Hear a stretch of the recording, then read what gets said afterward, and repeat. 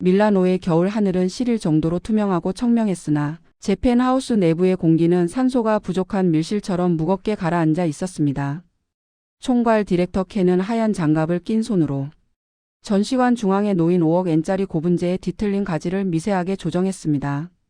300년의 풍파를 견딘 나무는 고귀한 자태를 뽐냈으나 좁은 화분 속에 갇혀 뿌리를 내리지 못하는 그 모습은 거대한 관료주의 조직 안에서 질식해가는 켄 자신의 처지와 지독하게 닮아 있었습니다.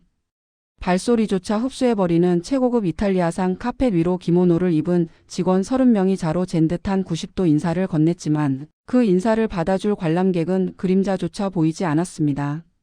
1400억 엔이라는 천문학적인 돈은 모든 벽면을 대리석으로 발랐고 천장에는 은은한 샤쿠아치 연주를 채웠으나 정작 그 안에서 흘러나와야 할 사람의 온기와 생동감은 증발해버린 상태였습니다. 나카무라 과장이 식은땀을 흘리며 내민 태블릿 속 누적 관람객 42명이라는 숫자는 켄의 가슴에 차가운 비수가 되어 박혔습니다. 먼지 하나 없는 대리석 바닥은 마치 켄의 실패를 실시간으로 중계하는 거대한 거울처럼 번뜩이며 그를 비웃고 있었습니다. 켄은 깨달았습니다. 이곳은 국가 홍보관이 아니라 일본의 비대한 자존심과 시대착오적인 권위가 스스로 판 화려한 무덤이었습니다. 우리는 세계에서 가장 비싼 묘비를 세웠습니다. 관람객의 발소리조차 들리지 않는 이 완벽한 정적이 나를 미치게 합니다. 그때였습니다. 소리 한 점 통과시키지 않도록 설계된 3중 강화 유리벽을 뚫고 지면을 낮게 흔드는 규칙적인 베이스 비트와 거대한 함성이 파도처럼 밀려와 재팬 하우스의 엄숙한 정적을 사정없이 조각냈습니다.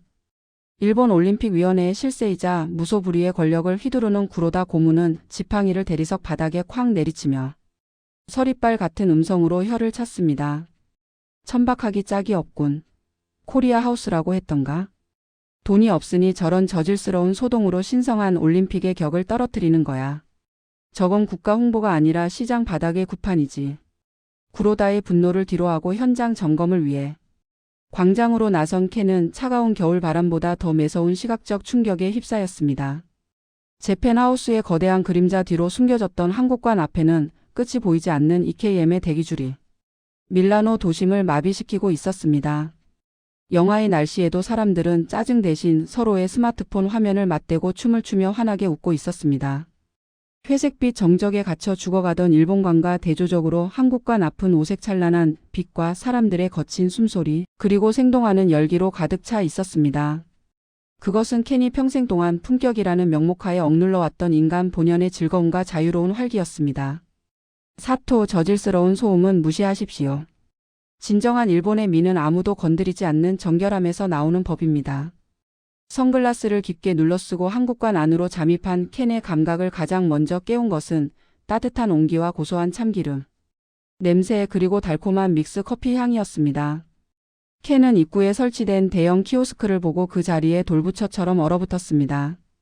관람객들이 스마트폰 앱으로 대기를 걸고 주변을 자유롭게 즐기다 알림을 받고 입장하는 시스템, 그리고 AI가 얼굴의 미세한 근육 떨림을 읽어 피로도를 체크하고 다정한 차 한 잔을 추천하는 서비스였습니다. 이것은 정확히 1년 전 켄이 구로다 고문에게 냈다가 일본의 전통을 모독하는 디지털 장난질이라며 쓰레기통에 처박혔던 기획안의 완벽한 부활이었습니다. 하지만 한국은 켄이 상상했던 단순한 효율적 시스템에 사람의 위로라는 따뜻한 살을 붙여 완성해두고 있었습니다. 처음 보는 외국인끼리 앱 미션을 통해 한국어 인사를 나누며 하이파이브를 하고 친구가 되는 광경을 보며 켄은 자신의 아이디어가 버려진 곳과 꽃피운 곳 사이의 아득한 거리감을 실감했습니다. 가슴속 깊은 곳에서 뜨거운 무언가가 울컥 치밀어 올랐습니다. 그것은 참담한 패배의 쓴맛보다 더 지독하고 깊은 경외심이었습니다. 나는 줄을 없애는 기계를 설계했지만 한국은 기다리는 시간을 축제로 만드는 문화를 설계했습니다. 내가 틀렸던 것입니다. 한국관의 화려한 전시 구역을 지나 뒷골목으로 빠져나온 켄은 기이한 광경을 목격했습니다. 일장기가 선명한 붉은 유니폼을 입은 일본 국가대표 선수들이 마치 접선 중인 스파이처럼 주위를 살피며 한국관 뒷문으로 접근하고 있었습니다. 문이 조용히 열리자 한국 스태프가 익숙한 듯 김이 모락모락. 나는 컵라면과 은박지에 쌓은 김밥 그리고 종이컵을 건넸습니다.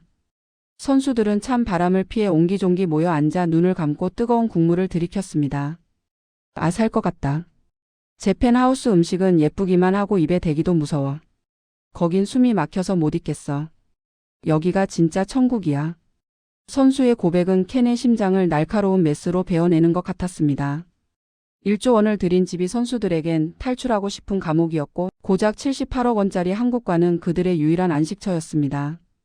그때 한국관 총괄 단장 한지우가 다가와 켄에게 종이컵을 내밀었습니다. 켄은 처음 맛보는 믹스커피의 그 저렴하고도 강력한 달콤함이 1조 원짜리 명차보다 훨씬 더 따뜻하고 인간적으로 느껴지는 생경한 경험에 온몸의 긴장이 풀리는 것을 느꼈습니다. 기술은 차가운 법입니다. 하지만 그 기술을 전달하는 손이 따뜻하다면 사람들은 기꺼이 그 기술을 사랑하게 됩니다.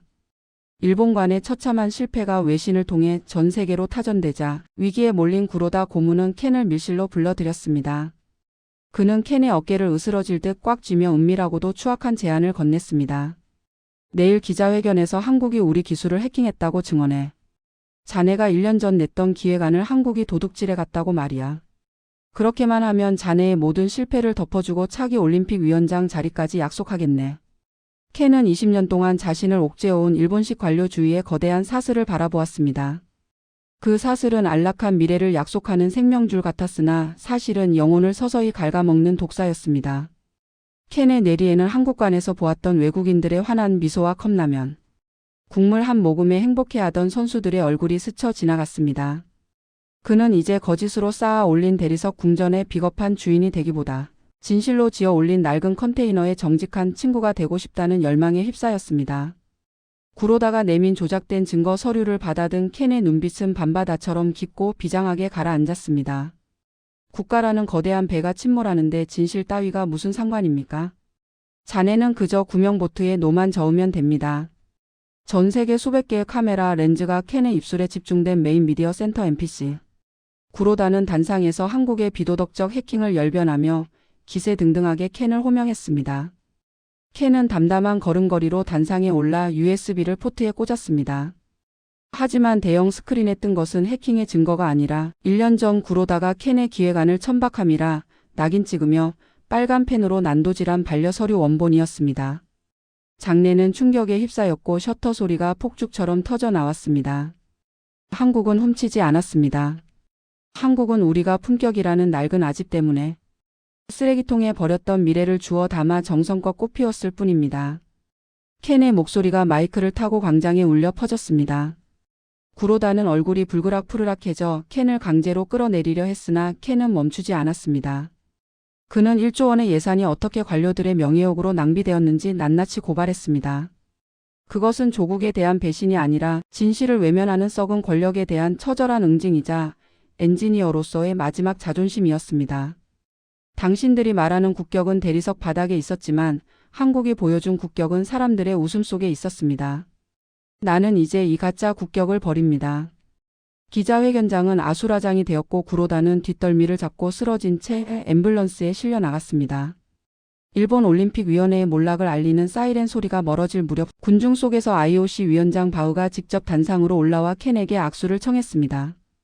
진실을 말할 용기가 올림픽의 정신을 구했소. 한국의 시스템은 이제 우리가 지향해야 할 새로운 표준이 될 것이오. 모든 화려한 조명이 꺼진 재팬 하우스의 어두운 그늘진 구석, 켄은 자신의 정장에 붙어있던 디렉터 배지를 떼어 쓰레기통에 던져 넣었습니다. 한지우가 조용히 다가와 다시 한번 따뜻한 믹스 커피를 켄의 손에 쥐어주었습니다. 켄은 김이 모락모락 나는 종이컵을 감싸 쥐며 비로소 차가웠던 심장이 뜨겁게 고동치는 것을 느꼈습니다. 20년 묵은 체증이 단번에 내려가는 해방감 속에서 그는 처음으로 밀라노의 밤하늘이 눈부시게 아름답다고 생각했습니다. 그는 더 이상 일본의 디렉터가 아니었지만 그 어느 때보다 온전한 자기 자신으로 서 있었습니다. 한국의 기술은 차가운 금속이 아니라 사람의 마음을 나르는 따뜻한 혈관이었습니다. 밀라노 동계올림픽이 끝나지 않았지만 켄은 일본으로 돌아가는 비행기 대신 지우와 함께 서울행 비행기에 몸을 실었습니다. 그는 이제 일본의 고위 관료가 아닌 한국 크리에이티브 팀의 시니어 파트너로서 새로운 설계를 시작했습니다. 그의 책상에는 이제 전통이나 품격 같은 무거운 단어 대신 재미와 사람이라는 글자가 적힌 포스트잇이 가득했습니다. 이번엔 기술이 사람을 찾아가서 안아주는 로봇을 만들겠습니다. 물론 로봇 안에는 믹스 커피 제조기가 들어 있어야 합니다. 켄의 위트 섞인 제안에 지우가 환하게 웃음을 터뜨렸습니다. 1조 원의 예산으로도 사지 못했던 진짜 인생의 의미를 78억 원짜리 컨테이너 옆에서 찾은 켄은 이제 확신했습니다. 기술의 완성은 정교한 데이터 수치가 아니라 그 기술을 경험한 사람이 짓는 가장 무해하고 환한 미소라는 것을 말입니다. 밀라노의 추운 겨울은 끝났고 켄의 마음에는 비로소 따뜻한 봄이 찾아오고 있었습니다. 한국의 믹스커피에는 마법이 있더군요. 20년 묵은 고집을 단번에 녹여버리는 마법 말입니다. 결국 기술도 돈도 시스템도 다 사람이 만드는 것입니다. 상대를 가르치려 들지 않고 귀 기울여 듣는 마음. 추운 날 줄선 손님에게 따뜻한 믹스커피. 한 잔을 건넬 줄 아는 그 정의 최첨단 AI. 기술보다 더 강력한 무기가 된 것이 아닐까요? 오늘 사연 속 주인공처럼. 혹시 여러분도 자신의 진심을 알아주지 않는 곳에서 홀로 외로워하고 계시진 않나요? 하지만 걱정하지 마세요. 진심은 언젠가 반드시 통합니다. 마치 한국이 주인공의 낡은 꿈을 알아봐 준 것처럼 여러분의 진심을 알아줄 따뜻한 인연이 반드시 찾아올 겁니다. 지금 이 영상을 보고 계신 여러분이야말로 대한민국의 따뜻한 정을 만드신 주역들입니다. 여러분이 흘린 땀방울과 헌신 덕분에 오늘날 우리가 전 세계 어디를 가도 당당하게 어깨를 펼 수 있는 것입니다. 이 자리를 빌려 깊은 존경과 감사의 마음을 올립니다. 오늘 이야기가 가슴을 따뜻하게 했다면 구독과 좋아요를 통해 그 온기를 나눠주세요. 여러분의 작은 응원이 제가 더 좋은 이야기를 만드는데 큰 힘이 됩니다.